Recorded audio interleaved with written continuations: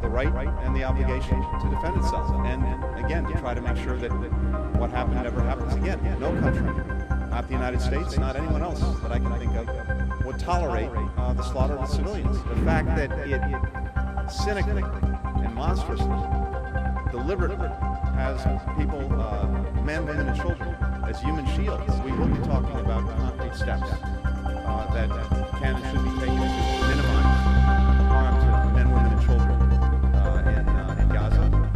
And this is something that the United States is committed to. Israel has the right and the obligation to defend itself, and again, to try to make sure that what happened never happens again.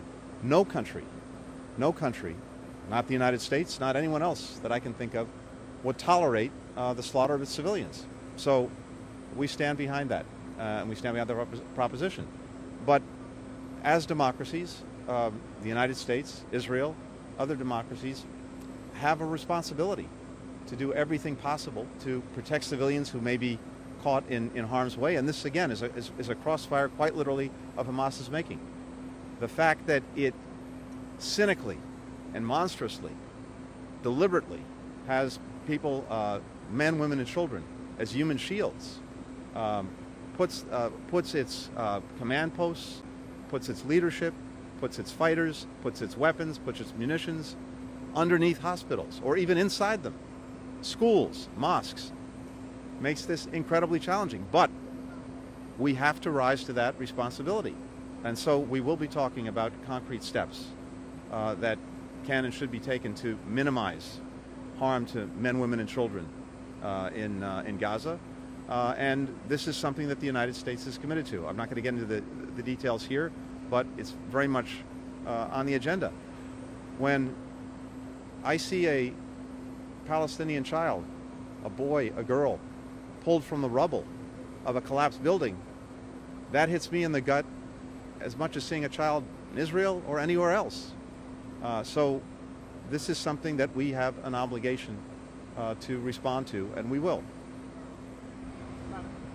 Thank you. I wonder if we could get your assessment of the current risk of the spillover in the conflict. Today, Hezbollah said they've attacked 19 posts along Israel's border with Lebanon.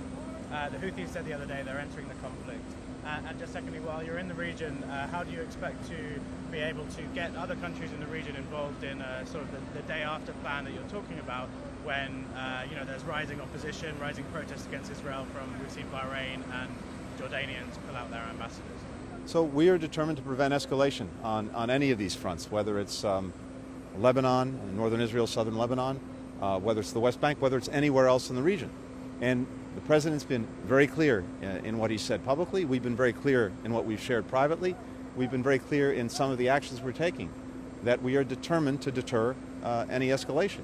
So with our partners as well, we're making sure that that message gets through. It's not in anyone's interest, for this to escalate. And I think some of the other parties involved actually recognize that. But we're going to work on that every single day. You assess that that's happening, though, if these strikes are already taking place?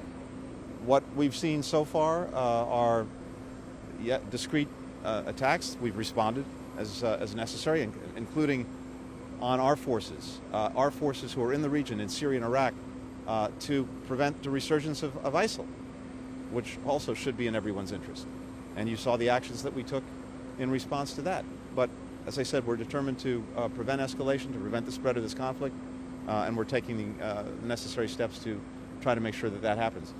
With regard to what comes next, again, I think understandably, people are very focused on the day of, not just the day after. But we do have to have conversations now about how we can best set the conditions for a durable, sustainable peace, durable, sustainable security for Israelis and Palestinians alike. So I expect that those are conversations that we'll have an opportunity to pursue over the next couple of days. But this is a long-term effort, but we have to make sure that we're focused on it now.